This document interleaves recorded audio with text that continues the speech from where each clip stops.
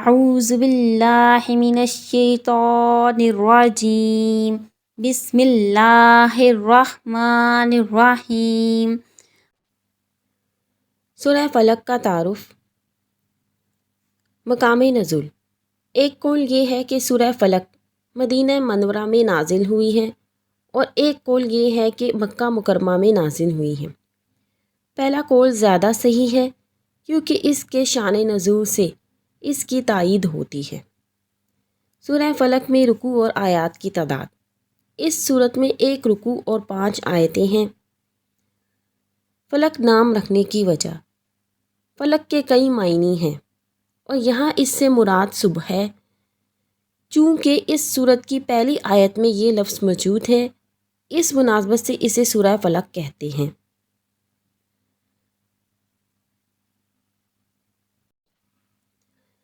سورہ فلق اور سورہ ناس کا شان نزول۔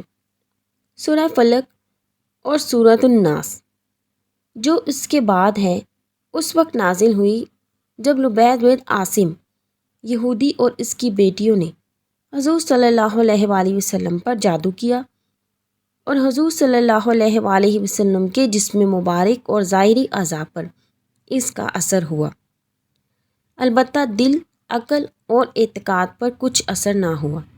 چند دنوں بعد حضرت جبریل علیہ السلام آئے اور انہوں نے عرض کی، ایک یہودی نے آپ صلی اللہ علیہ وآلہ وسلم پر جادو کیا ہے اور جادو کا جو کچھ سامان ہے وہ فلاں کنویں میں ایک پتھر کے نیچے دبایا ہوا ہے۔ رسول کریم صلی اللہ علیہ وآلہ وسلم نے حضرت علی المرتضیٰ رضی اللہ تعالی عنہ کو بھیجا۔ انہوں نے کنویں کا پانی نکالنے کے بعد پتھر اٹھایا تو اس کے نیچے سے کھجور کے درخت کے نرم حصے سے بنی ہوئی تھیلی برآمد ہوئی، جس میں حضور اقدس صلی اللہ علیہ وآلہ وسلم کے وہ موئے مبارک جو کنگھی سے برآمد ہوئے تھے اور نبی کریم صلی اللہ علیہ وآلہ وسلم کی کنگھی کے چند دانے اور ایک درایا کمان کا چلہ جس میں 11 گرہیں لگی تھیں اور ایک موم کا پتلا تھا جس میں 11 سوئیاں چبھی ہوئی تھیں۔ یہ سب سامان پتھر کے نیچے سے نکالا اور حضور صلی اللہ علیہ وآلہ وسلم کی خدمت میں حاضر کیا گیا۔ اللہ تعالیٰ نے یہ دونوں صورتیں نازل فرمائیں۔ ان دونوں صورتوں میں 11 آیتیں ہیں، 5 سورہ فلق میں اور 6 سورۃ الناس میں ہیں۔ ہر ایک آیت کے پڑھنے کے ساتھ ایک ایک گرہ کھلتی جاتی تھی، یہاں تک کہ سب گرہیں کھل گئیں اور حضور صلی اللہ علیہ وآلہ وسلم بالکل تندرست ہو گئے۔ سورہ فلق اور سورہ ناس کے شان نزول سے ہمیں درجہ باتیں معلوم ہوتی ہیں۔ جادو اور اس کی تاثیر حق ہے۔ نبی کے جسم پر جادو کا اثر ہو سکتا ہے جیسے تلوار، تیر اور نیزے کا۔ یہ اثر شان نبوت کے خلاف نہیں۔ ہاں، ایسا اثر نہیں ہو سکتا جس سے نبوت کے متعلقہ امور میں خلل آئے۔ حضرت موسیٰ علیہ السلام کے مقابلے میں جادوگر بالآخر اس لیے فیل ہوئے کیونکہ وہاں جادو سے معجزے کا مقابلہ تھا، اور نہ حضرت موسیٰ علیہ السلام کے خیال پر بھی اس جادو نے اثر کیا کہ ان کو خیال ہوا کہ یہ لاٹھیاں رسیاں چل رہی ہیں، جیسا کہ قرآن پاک میں اللہ تعالیٰ کا ارشاد ہے، ان کے جادو کے زور سے موسیٰ کے خیال میں یوں لگی کہ وہ دوڑ رہی ہیں۔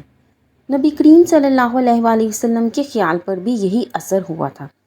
جادو کو دور کرنے میں سورہ فلق اور سورہ ناس میں خصوصی تاثیر موجود ہے۔ سورہ فلق کے مضامین۔ اس سورہ مبارک میں تمام مخلوق کے شر سے، رات کے اندھیرے کے شر سے، جادوگروں کے شر سے اور حسد کرنے والوں کے شر سے اللہ تعالیٰ کی پناہ مانگنے کی تعلیم دی گئی ہے۔ سورہ فلق کی سورۃ الاخلاص کے ساتھ مناسبت۔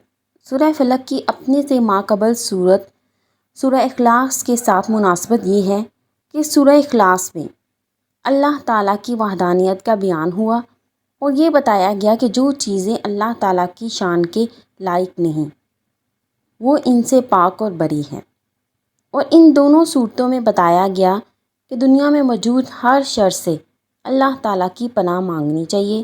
اسی طرح ان شیاطین، جنات اور انسانوں سے بھی اللہ تعالیٰ کی پناہ مانگنی چاہیے جو لوگوں کو اللہ تعالیٰ کی راہ سے روکتے ہیں۔